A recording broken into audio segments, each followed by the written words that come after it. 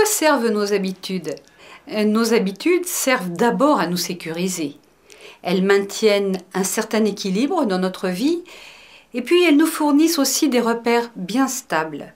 Les mêmes événements ont toujours les mêmes conséquences lorsqu'ils se répètent de la même façon. Ça nous sert de point d'ancrage et de point de référence dans notre existence. Si l'amant refuse de changer son mode de vie, c'est certainement que la situation lui procure certains avantages qu'on appelle des bénéfices secondaires. Dans le cas présent, il évite d'être séparé de ses enfants et ça lui permet de protéger sa femme. Quant à sa maîtresse, si elle accepte de s'enfermer dans une situation qui la fait souffrir, c'est que pour l'instant, le bonheur de faire l'amour avec un homme qu'elle aime est plus important que l'idée de construire une vraie famille. Un bénéfice secondaire, c'est l'avantage parfois inconscient, souvent inconscient d'ailleurs, que nous permet d'obtenir une situation a priori défavorable, comme par exemple la maladie. Ça nous permet de nous faire plaindre et qu'on s'occupe de nous. Manger trop sucré, ça nous permet de calmer une émotion ou une angoisse. Accepter la domination d'un patron, ça nous permet d'éviter l'angoisse du chômage.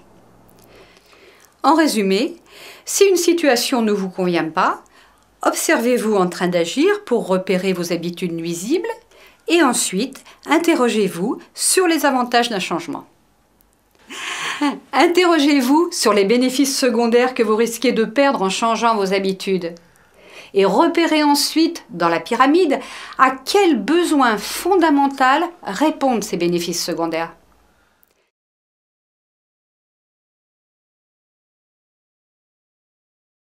C'est fait, votre décision est prise. Aujourd'hui, vous avez décidé de changer. Changer de vie, tout plaquer, changer d'emploi, changer de résidence, changer de style, de relation ou simplement changer l'un de vos comportements qui ne vous apporte plus les satisfactions espérées. Alors, vous allez devoir fournir un certain effort dans le temps et accepter de vous confronter à des situations inconnues, des zones d'inconfort. Nous allons voir comment traverser ces zones d'inconfort. J'aimerais enfin vous parler de la plasticité du cerveau. Jusqu'à il y a peu de temps, le corps médical pensait que le cerveau cessait d'évoluer à partir d'un certain âge. On pensait que le fait de perdre des neurones pouvait expliquer à lui seul certaines défaillances de la mémoire et des apprentissages nécessaires au changement. Vous avez par exemple déjà entendu dire « Oh, je suis trop vieux pour changer, c'est pas à mon âge que je vais changer ». Cette certitude renforçait l'idée qu'à partir d'un certain âge, on ne peut plus évoluer, on ne peut plus changer. Heureusement, il y a les nouvelles technologies qui nous permettent maintenant d'observer le cerveau in vivo. Nous savons maintenant que si le cerveau perd des neurones avec le temps, il reste plastique. C'est-à-dire que nous pouvons créer de nouvelles connexions entre nos neurones pendant toute notre vie. Et plus on crée de nouvelles connexions, plus le cerveau reste en état de marche, c'est-à-dire capable de s'adapter à de nouvelles situations.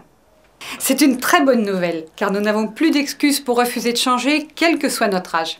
Quoi qu'il en soit, changer demande toujours un effort d'adaptation. Mais c'est aussi une manière de devenir vraiment auteur et acteur de sa propre vie.